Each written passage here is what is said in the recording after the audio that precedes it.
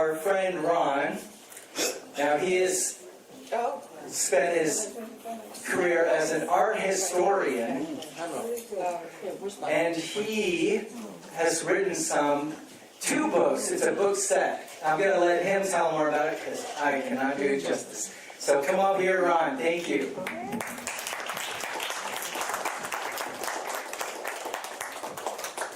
Thank you, thank you. It's a pleasure to be here among so many freethinkers. To the rest of it, she's a hard act to follow. I'm wondering if I could have A chair? There's one right there. There's a stool. Would you like to sit here? Yeah.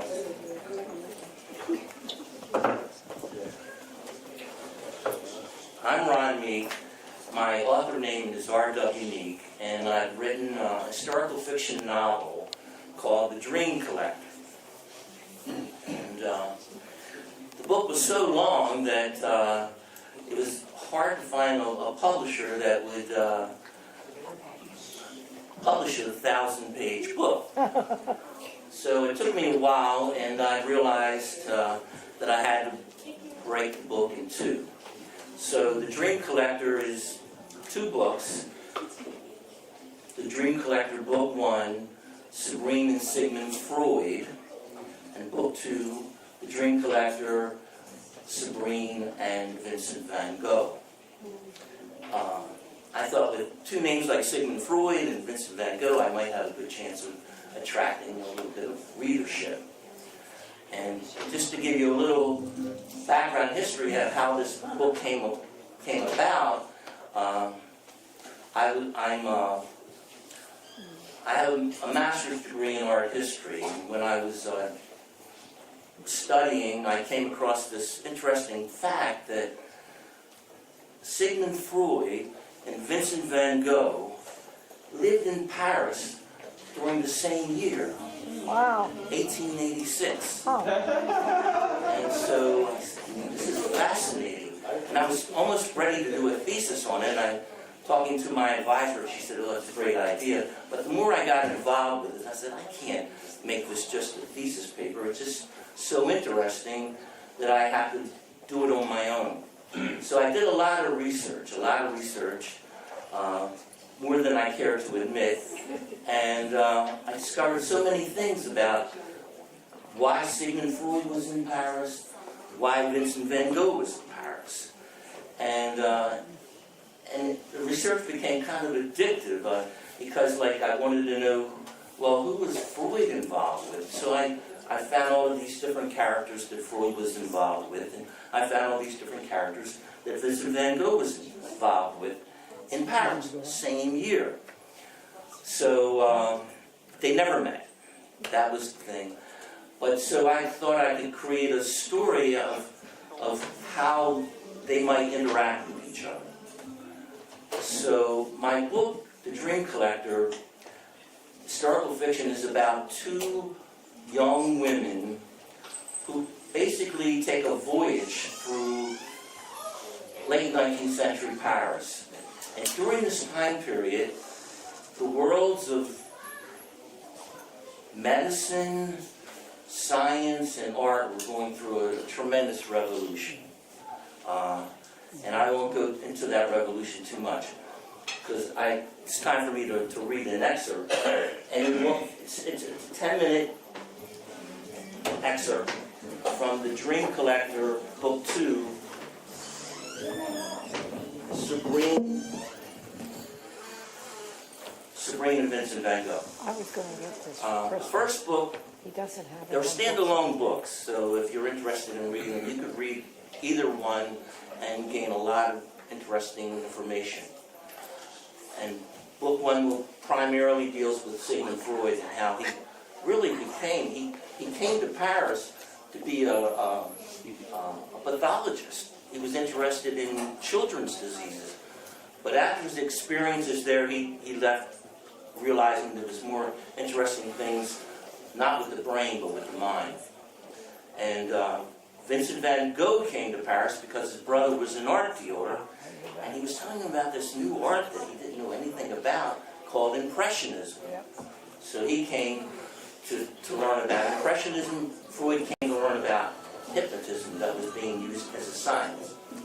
Anyway, so these two women travel through these worlds, these revolutionary worlds.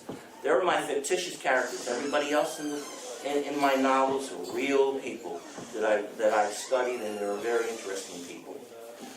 And one of the major things I wanted to learn about was Vincent van Gogh. He happens to be my favorite artist. And I wanted to know how someone who could create such beautiful art be such a troubled soul. So I thought, well, who else could find out but Freud? So I tie that all together into the two books, and part of the journey is to find out why Vincent van Gogh behaved the way he did. And this particular segment that I'm going to read, Vincent van Gogh has already cut off his ear. He had a psychotic attack, and in these psychotic attacks, he really lost consciousness. He hallucinated. And in this first attack that he had in Arles, he severed his ear. And after that happened, he had several more attacks in Arles, and so he thought that the best thing that he could do was to voluntarily commit himself to a sanitarium, St. Paul de Massol Asylum. And this is the chapter that I'm going to read from. It's a long chapter, but I'm only going to read the segment. In this segment, one of the two women, Julie Forette, is the dream collector. And she's befriended by Sigmund Freud, and she's learning a lot. They're learning a lot together about how to analyze dreams and analyze people. And she's there, she wants to know, she becomes friends with Vincent van Gogh, and she wants to know what happened. And so Freud and Vincent van Gogh's brother Theo encourage her to visit Van Gogh at the asylum. He's voluntarily committed himself, and so she's there to try to understand what has happened to him.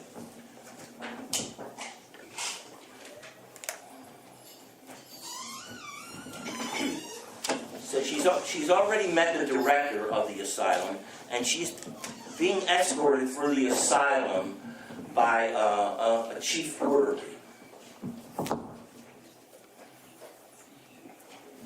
Whose name is Trabuc. Trabuc happily talked about the asylum's history. The suite of rooms on the second floor, he explained, securely housed those with violent tendencies. A half-century ago, the rooms were once used as prayer cells for the Augustinian monks. Now all empty, except Trabuc stopped at a wide marble stairway looking up, except for one patient. I worry, this is Julie Forette speaking, I worry. Vincent van Gogh? Oh, no. One of our unruly residents who made a nasty attempt to strangle our director, Perron. Vincent, he said, stayed on the first floor with the other 9 patients. Not a great number, he admitted, for such a capacious asylum. But I will say that some of their afflictions amount to more than enough to keep us busy. Vincent, our resident artist, he pointed to the end of the corridor, works right now in his studio. You know, mademoiselle, he has made a portrait of me. Trabuc proudly remarked as we continued walking, my wife's turn will come next week. Before we could reach the end of the corridor, a man sprung from a room several yards ahead and appeared prepared to block our way. I grew concerned when Monsieur Trabuc moved protectively in front of me. The man was quite frightful looking, his head shaven razor clean as though he might be a convict. He approached with an odd side-to-side gait, crab-like, menacing. Some odd object he clutched in his hand made me fearful he might have a weapon. Before I could react sensibly, the man showed his own terror and recoiled when he saw me. Trabuc spoke soothingly. Monsieur Rachet, let's... Cringing, he clutched to his breast what simply seemed a torn piece of canvas, then fell at my feet. Small in stature, the poor man shrank into himself, cried, moaned, wailed like some beaten animal. Come now, Monsieur Rachet, take hold, the chief orderly began again. My verdict, please, my verdict. Desperately he looked up. In God's holy name, my verdict, Mademoiselle, most supreme agent. The final judgment. What? Torture? Death? Tell me the High Commissioner's verdict. Punished or pardoned? I don't understand, I stammered. Jumping to his feet, he stared hard into my face, his smile turned sly. Chuckling. So wicked am I. The High Commissioner knows. They know the crime. He looked up at the ceiling, growing thoughtful, until suddenly he fell to his knees again. Oh, Mademoiselle Supreme Agent, they do cleanse me here, praise them. Tuesdays and Thursdays, here in our church, I'm doused in the tubs, in the redeeming waters. But it's so cold, oh, so cold. He hugged himself, shivering. I asked, is it better to freeze than to burn forever? I had no idea how to respond. My verdict, he insisted. Trabuc intervened. No, Monsieur Rachet, Mademoiselle has not come from the High Commission. She is a friend of Vincent's. Monsieur Rachet jumped up, walked in small circles, pondering, stopping, squinting at me, suspicious, circling again, stopping. You claim friendship with Vincent? Yes. What's in the package you hold? He then demanded.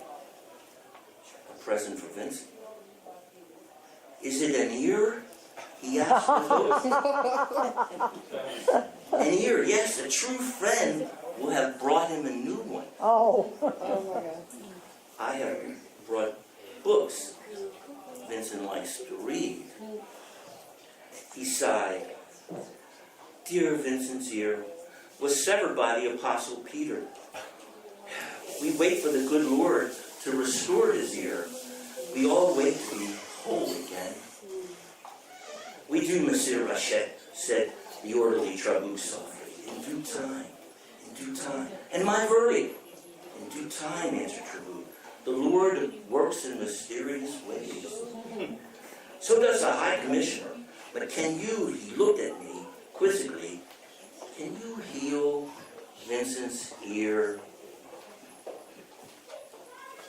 If I had the power, I answered, I would. Had this Rachet, with his razor-shaved head, was he hysterically influenced by living in a medieval monastery, I wondered? He looked at me again with new suspicion. Which ear? Which one would you heal? Vincent's two self-portraits of his bandaged ear came to mind.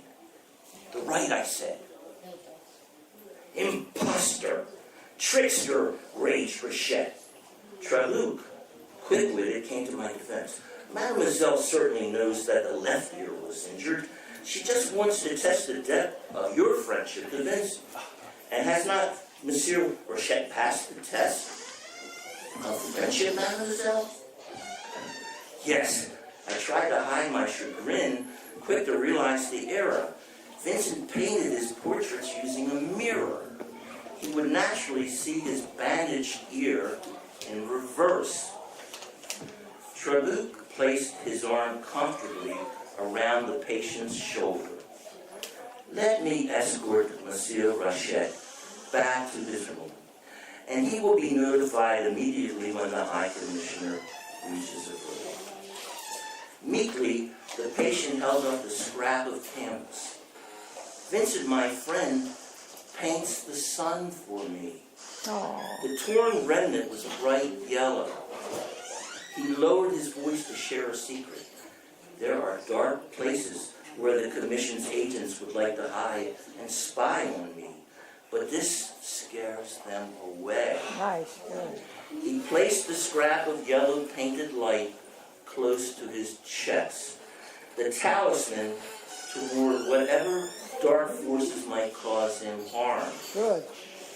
Didn't we all seek such talismans to keep the unwanted at bay? Trabuc signaled to head quickly to the end of the corridor and into Vincent's studio. One more paragraph. Vincent stood by the open window. The iron bars a visible reminder of his self-imposed confinement. He stood in profile, strangely motionless, as though presenting his mutilated ear in order that I might absorb the impact of what he had done. A radical diagonal cut had taken away most of the ear. What remained was the tragus ridge nearest the canal and a small portion of the lobe, now just a bundled scar. Oh, very good. Very, very